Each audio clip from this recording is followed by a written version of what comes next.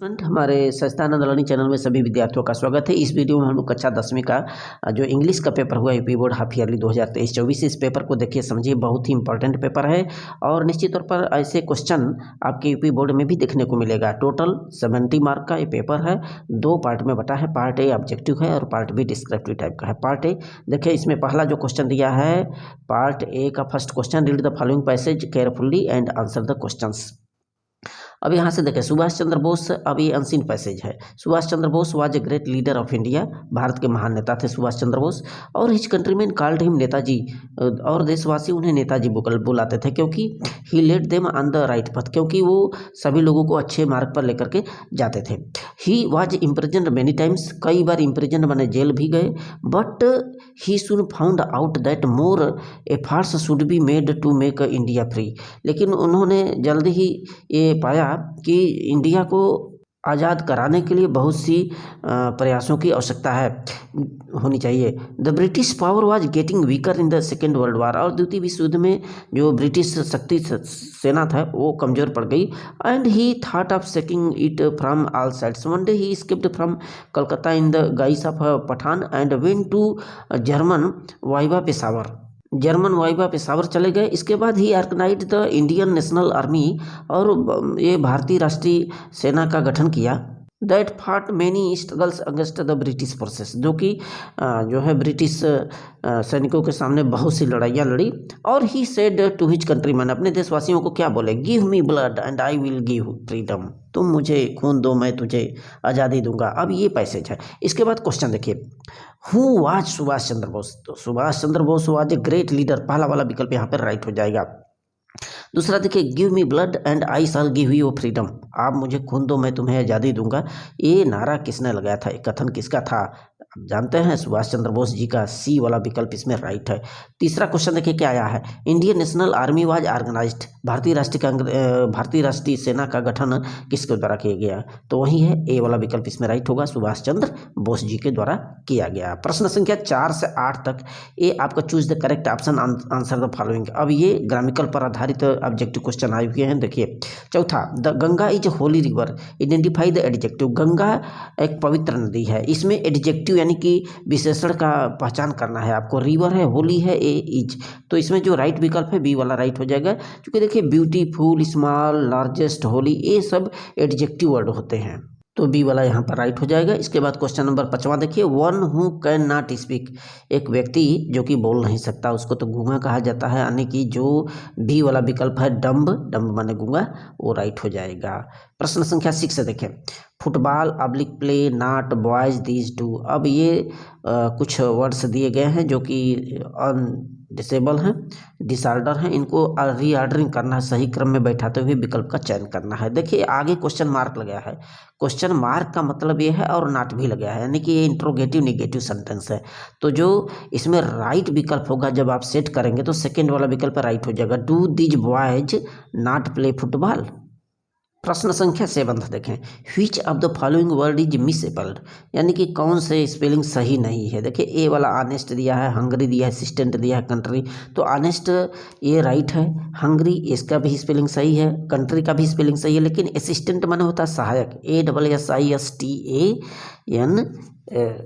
ASSISTANT assistant, जबकि ENT लगा दिया है, ये गलत है, तो सी वाला यहाँ पर मिस स्पेलिंग दिया है, सी वाला इसमें राइट काटिएगा। क्वेश्चन नंबर 8 देखें, फिलिंग द करेक्ट प्रीपोजिशन यहाँ भरना है। सी इज सफरिंग, वह पीड़ित है, बुखार से पीड़ित है, फ्रॉम भरेंगे, बाई भरेंगे, आप भरेंगे विथ, जो राइट होगा ए वाला विकल्प यहाँ पे सही होगा, फ्रॉम फीवर। 9th से 10th तक read the passage carefully and answer the questions given below. अब ये पैसेज दिया है आपके प्रोज से है, he felt certain that his wings would never support him, so he bent his head and ran away back to the little hole under the ledge, ledge मन होता है चट्टान, where he slept at night, जहाँ पर वो रात को सो गया। तो ये जो स्टेटमेंट दिया है, जो पैसेज है, टू स्टोरी अबाउट फ्लाइंग से है, जिसमें फर्स्ट पार्ट में सीगल के बारे में बताया गया है कि जो छोटी पक्षी सीगल वह उड़ने से डरता था, उड़ नहीं पाता था, तो वहीं ही felt certain that his wings would never support him. उसको ऐसा लगा कि उसके पंख तो कभी सहायता करेंगे ही नहीं। उसने बेंट हिज हेड, नीचे सिर ही झुकाया, and ran away back to the little hole under the ledge. नीचे सिर झुका करके वहीं चट्टान के अंदर वापस चला गया। रात भर सोया। Even when each of his brother and his little sister whose wings were far shorter than his own ran to the brink, flapped their wings and flew away. जबकि उसके जो भाई बहन थे, जिनके की पंख जो है उसकी अपेक्षा शॉर्टर थे, छोटे थे सीगल के अपेक्षा, लेकिन उन्होंने फड़फड़ाते हुए अपने पंखों को हवा में ऊपर तैर गए, उड़ गए। तो ये पैसेज है। अब नीचे यहाँ पर दिया कि he, question 9th, he here refers to. अब ही इसमें जो आया हुआ है किसको रिफर करता है? तो ही यहाँ पर रिफर करता है सीगल के बारे में, जो सीगल पक्षी था। अर्थात जो विकल्प इसमें राइट होगा ये यंग सीगल, या सी वाला इसमें राइट हो जाएगा, यंग सीगल। 10वां देखिए, he was certain about his wings that. तो कुछ अनबिलीवेबल था कि उसके जो पंख हैं वो क्या नहीं करेंगे। They would certainly help him, they would never harass him, they were strong, they would never support him. उसको लगा कि उसके पंख उसको कभी सहायता नहीं करेंगे, वो उड़ नहीं पाएगा। डी वाला राइट हो जाएगा इसमें। प्रश्न संख्या 11 से 13 तक देखिए। Choose the correct option to the answer and answer the questions. अब ये प्रश्न 11 से लेकर के 13 तक, अब ये आपके प्रोज पर आधारित आया हुआ है। ऑब्जेक्टिव क्वेश्चन 11 देखिए, what did Lencho think of the post office employees. Post office कर्मचारियों के बारे में लेंचो ने क्या सोचा? यही सोचा था कि ये सब बेईमानों के झुंड हैं और भगवान मिस्टेक, गलती कर ही नहीं सकते। ए वाला विकल्प राइट होगा, क्योंकि उसने हम जो डिमांड किए थे उतना पैसा मिल जाना चाहिए था। ए वाला राइट होगा। 12वां देखिए, why does Annie want to keep a diary. आखिर एनी जो थी वो डायरी क्यों रखना चाहती थी? जानते हैं उसके कोई दोस्त मित्र नहीं थे, उसके क्लोज वाले फ्रेंड, जिससे कि वो अपने अंदर की बातों को साझा करे, शेयर कर सके। ए वाला विकल्प यहाँ पे राइट हो जाएगा, सी हैज नो क्लोज फ्रेंड। प्रश्न नंबर 13 देखिए, mahseer is a large found in the fresh water of Kaveri. ये देखिए कुर्ग चैप्टर से लिया गया है, ग्लिम्पस ऑफ इंडिया। तो महासीर ए मछली की बात किया जा रहा है। वहाँ के कावेरी नदियों में बहुत ढेर सारे संख्या में महासीर मछलियाँ पाई जाती हैं। ये आपका जो विकल्प है वो कावेरी, सी वाला राइट हो जाएगा, कावेरी नदी। प्रश्न संख्या 14 से 15 देखिए, read the given struct and choose the correct option. यहाँ पे अब ये क्लास 10th के पोएम से दिया गया आपका पोएम है और इसको पढ़ना है, नीचे लिखित प्रश्नों का उत्तर देना है। If sometimes when roaming around a noble wild beast greets you with back stripes on a yellow ground. देखिए पोएम दिया है कि if sometime when roaming round a noble wild beast greets you. अर्थात यदि यहाँ पे जो इस कविता, यह जो कविता है how to wild animals chapter से है आपके पोइट्री का, इसमें जो है बंगाल के बाघ के विषय में कवि जो है जिक्र कर रहा है कि किसी भी if sometime when roaming around a noble wild beast greets you, यानी कि यदि किसी को भटकते हुए व्यक्ति का सामना किसी शाही जंगली जानवर से हो जाए, बीस्ट ग्रीट्स यू, तो with black strips on yellow ground, जिसके पीले शरीर पर काली धारियाँ हों, तो यह your notice if he it's you. तो आप ज़रूर ध्यान दें कि कहीं ये आपको खा न जाए, इसका आप ज़रूर केयर करें। This simple rule may be help you learn the Bengal tiger to discern. तो कहीं खा न जाए, और यह चीज़ इसलिए बनाया गया कि आपको ये मदद करे कि आप पहचान जाएं कि हाँ ये बंगाल का ही बाघ है और आप उससे अलर्ट हो जाएं। तो यहाँ पे इसमें प्रश्न दिया है 14वां वाला कि हूँ कंपोज्ड दीज लाइन्स। इन पंक्तियों को किसने लिखा है? तो कैरोलिन जो वेल्स थी वहीं लिखी हैं, और अर्थात जो विकल्प है इसमें राइट हो जाएगा, डी वाला राइट होगा। प्रश्न क्वेश्चन 15 देखेंगे, a noble wild beast here refers to. A noble wild beast किस चीज़ को रिप्रेजेंट करता है? ये बंगाल टाइगर को रिप्रेजेंट करता है। यहाँ पे बी वाला यहाँ पे राइट हो जाएगा। फिर अगला क्वेश्चन क्या आया है देखिए 16 से 20 तक, choose the correct option, answer the following questions. अब यहाँ से सप्लीमेंट्री रीडर का क्वेश्चन आया हुआ है। During the treatment of the doctor operated on the dog. देखिए जब ट्रिक्की का उपचार चल रहा था तो उसमें क्या हुआ था, कौन सा विकल्प राइट होगा। देखिए ए, बी और सी तथा डी दिए गए हैं। सी वाला दिया है कि kept an eye on the dog, giving him no food but plenty of water, यानी कि डॉग पर नज़र रखते हुए उसको भोजन नहीं दिया गया और ढेर सारे उसे पानी भी दिया गया, एक्सरसाइज भी कराया गया। सी वाला विकल्प राइट हो जाएगा। उसका उपचार के दौरान क्या किया गया था, न तो उसको दवा और न उसका ऑपरेशन किया गया। और क्वेश्चन नंबर 17 देखें। When the thieves awakened the next morning he found, यानी कि जो चोर हरि सिंह था जब अगली सुबह जागा तो उसने क्या पाया, यही पाया कि अनिल पहले चाय बना चुका था। अर्थात जो विकल्प है सी वाला राइट होगा, Anil had made the T.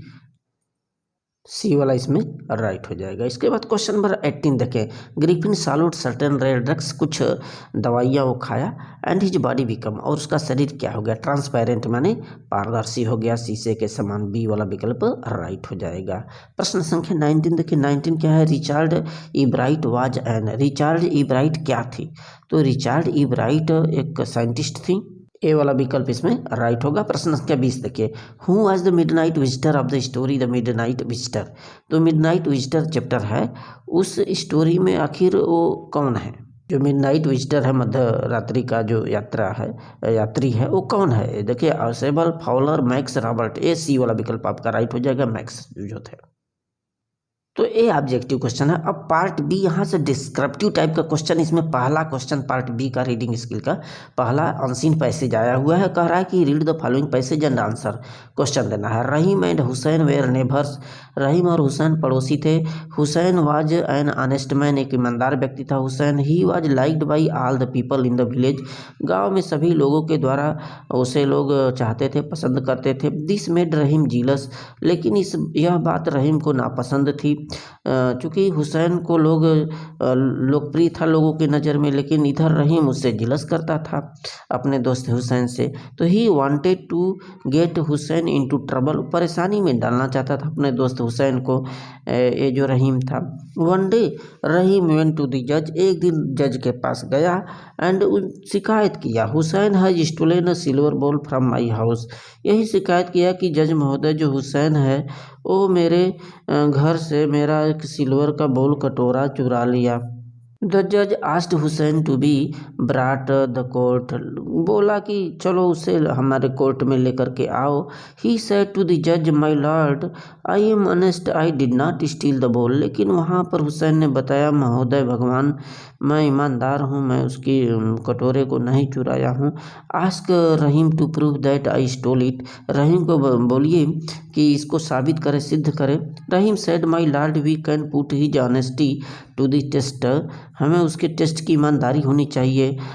ये रहीम बोलता है I will put a piece of red hot iron in his hand, चलिए मैं कोई लाल इस्त्री प्रेस उसके हाथों में रखता हूँ जो गर्म हो और उसको टच करवाना है। If he can hold in hands, यदि इस गर्म इस्त्री को प्रेस को पकड़ लेगा अपने हाथों में, that will prove his honesty, तो ये मान लिया जाएगा कि वह ईमानदार है, नहीं चुरा। इस तरह का ये पैसेज दिया है। अब यहाँ से ए वाला क्वेश्चन किया कि why was Rahim jealous of Hussain, आखिर रहीम हुसैन से जिलस क्यों करता था, इसीलिए करता था कि वो चर्चा में था, लोग उसको पसंद करते थे। तो he was respected by all the people in the village, यही कारण था जिलस करने लगा उसका दोस्त जो रहीम था हुसैन का। देखिए what did Rahim complain to the जज, जज से क्या शिकायत किया, तो रहीम कंप्लेन टू द जज Hussain has stolen his silver ball, Hussain ने उसके सिल्वर बॉल को चुराया। और सी वाला देखिए है कि what proposal did Rahim make to test the honesty of Hussain, तो उसकी ईमानदारी का टेस्ट करने के लिए कौन सा प्रस्ताव रखा था जो रहीम था, तो रहीम वहीं उसमें दिया है कि रहीम प्रपोज टू द जज I will put a piece of red hot iron in his hands, मैं उसके हाथों में लाल इस्त्री प्रदान करूंगा, यदि पकड़ लेगा तब तो वह ईमानदार है। इस तरह का ये क्वेश्चन है। इसके बाद डी वाला देखिए, which word in the passage means truthfulness, truthfulness का मतलब क्या होता है, तो उसका मतलब होता है ऑनेस्टी, ईमानदारी। अब राइटिंग स्किल का देखिए, write a letter to a friend inviting him to attend sister marriage, यहाँ से लेटर और एप्लीकेशन आया। ये लेटर है अपनी बहन की शादी के लिए अपने दोस्त को आमंत्रित करते हुए पत्र लिखिए, बहुत ही इंपॉर्टेंट, ये अपने चैनल पर हमने कवर किया, आप जाकर के देख सकते हैं। ये बहुत बार बोर्ड एग्जाम में आया हुआ क्वेश्चन है। आप जब अपने दोस्त को आमंत्रित करेंगे तो यहीं लिखेंगे माय डियर फ्रेंड, यहाँ एक स्थान पर कोई उसका नाम लिखेंगे। I am very happy to inform you that my sister marriage will take place on 10 March 2024। कोई भी डेट डाल सकते हैं कि मेरे बहन की जो शादी है अगले इस दिनांक को है। एट माई रेजिस्टेंस माने मेरे निवास स्थान पर। Your arrival is very necessary, तुम्हारा जो अराइवल है आगमन है बहुत ज़रूरी है। We shall celebrate this day, हम लोग इस दिन को मनाएंगे, खुशियाँ से मनाएंगे। आई शैल वेट यू, मैं तुम्हारा प्रतीक्षा करूंगा। योर सिंसियरली XYZ, तुम्हारा ईमानदार या कर्तव्यनिष्ठ XYZ। तो इसको आप कंप्लीट कर लें, तैयार कर लें। और इसके बाद ऑप्शनल में जो क्वेश्चन दिया है ये एप्लीकेशन लिखना है। Write an application to the principal requesting him to grant you full fee concession, माने आपने प्रधानाचार्य को एक पत्र लिखिए जिसमें आप ये बताएं कि हमारे फीस को माफ़ किया जाए। ठीक है, अब इसके संदर्भ में आपको प्रिंसिपल को पत्र लिखना है। ये भी बहुत ही महत्वपूर्ण है, कई बार बोर्ड एग्जाम में आ चुका है। यहाँ से शुरू करेंगे टू द प्रिंसिपल। अब यहाँ कॉलेज का नाम लिख लेंगे, यहाँ से सर लगाएंगे, थोड़ा सा आप राइट साइड में जाएंगे। Most respectfully I beg to say that I am student of 10th class, बहुत ही आदरपूर्वक मैं आपसे अनुरोध करता हूँ कि मैं 10वीं कक्षा का छात्र हूँ।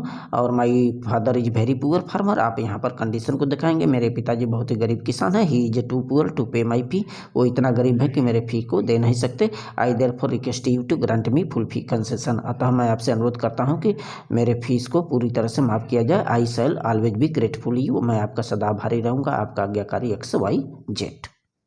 अब क्वेश्चन नंबर देखिए, तीसरा क्वेश्चन जो दिया है कि write report on Diwali celebration your village or city in about 1800 words. और यहाँ पर कुछ संदेश दिया गया है, हिंट्स दिया गया है, संकेत। तो दिवाली जो फेस्टिवल है, फेवराइट फेस्टिवल, इस पर निबंध आपको लिखना है, ये आर्टिकल्स लेख लिखना है।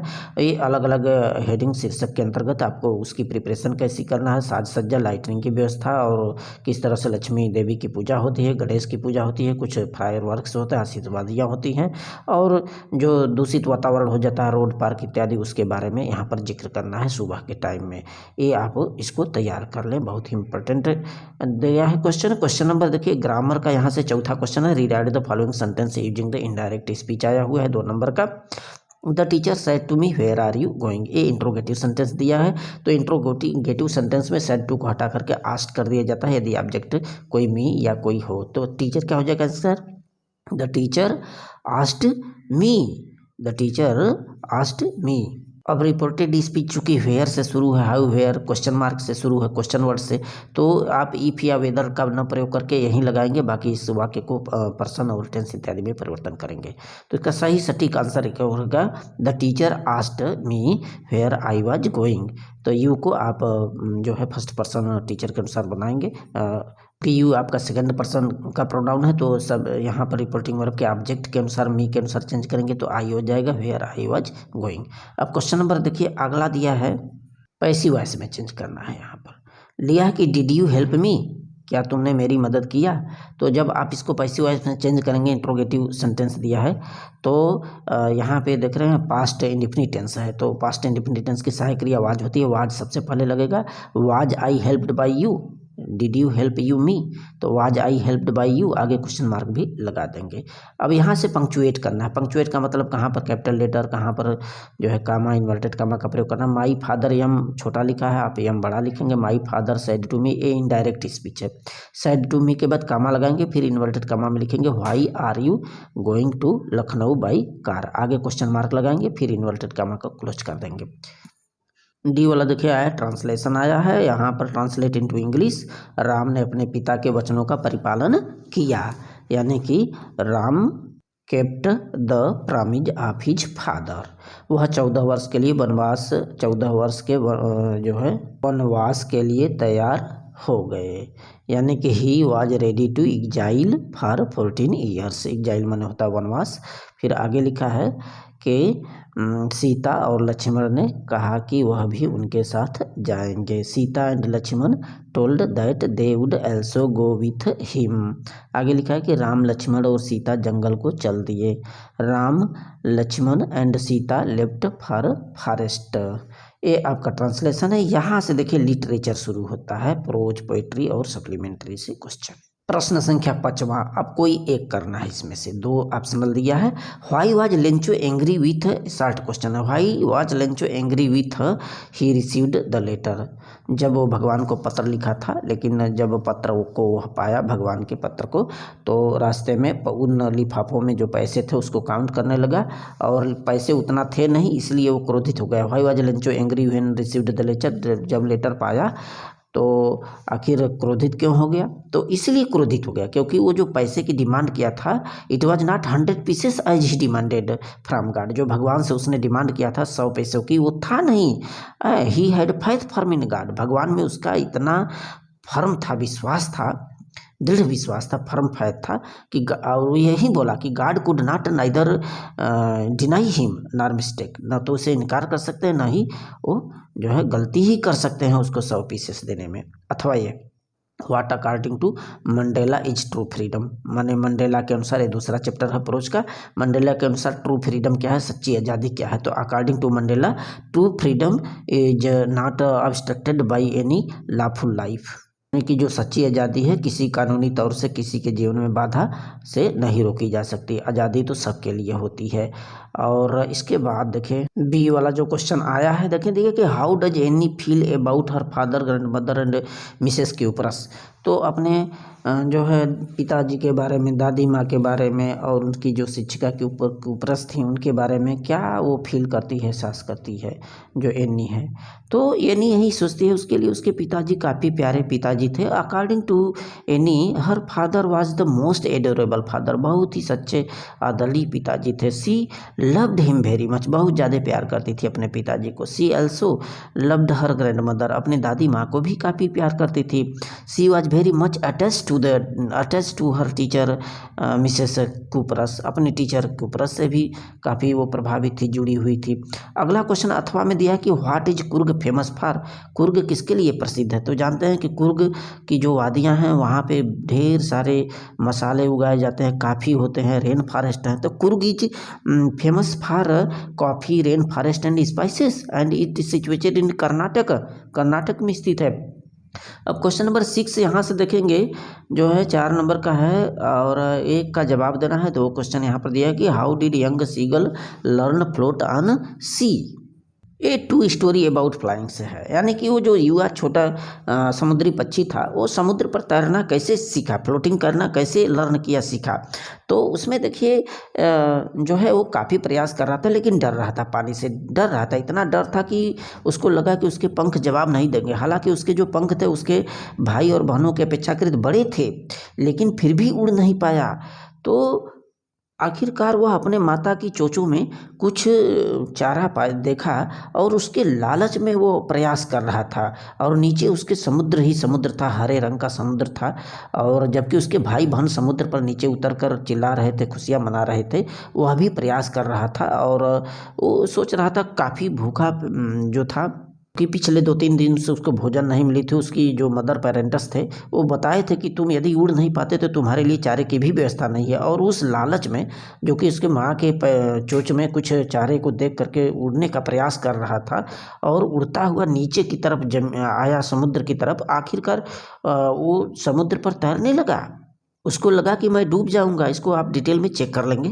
अथवा अगला क्वेश्चन देखिए हाउ, देखिए हाउ विल द वर्ल्ड, 8वें का भी यहाँ पर दिया है कि व्हाट आर द बोल एंड बोलिहंस। बोल और बोलिहंस क्या है, तो ये बेकर फ्रॉम गोवा से है। Bol is a sweet bread and play important role in marriage in Goa, Goa में काफ़ी इंपॉर्टेंट इसका महत्व है। और आगे what is bolinhas and why these are necessary. देखिए कोई भी पर्व आता है तो बोल और बोलिहंस जरूर वहाँ पर तैयार किया जाता है। कोई भी पर्व अपना चर्म, अपना जो आकर्षण है खो देता है विदाउट बोल एंड बोलिहंस।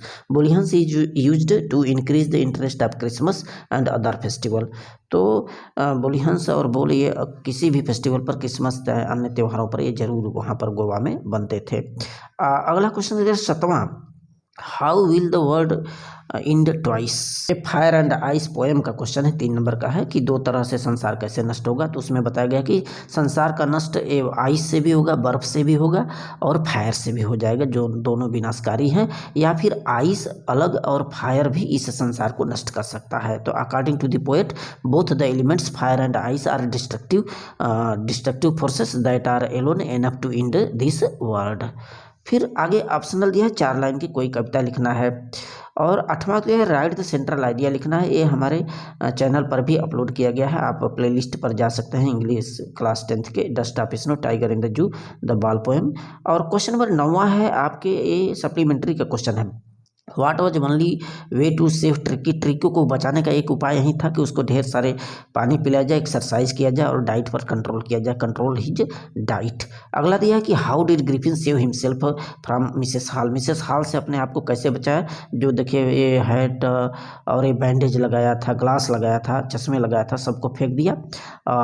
ग्रिफिन जो है through of all his bandage spectacles and become invisible, अदृश्य बन गया। एंड ही हिट एवरीवन, हर लोग को हर चारों तरफ अट्रैक्ट कर रहा था, हमला बोल रहा था, और वहाँ से ही एस्केप्ड फ्रॉम देयर, वहाँ से भाग निकला। और क्वेश्चन नंबर अगला है, देखिए डिटेल में, describe the most important character in the chapter. Tricky के बारे में आपको पढ़ लेना है, उसके चरित्र के बारे में, और give character sketch of Matilda के कैरेक्टर स्केच के बारे में पढ़ लेना है। So, thanks.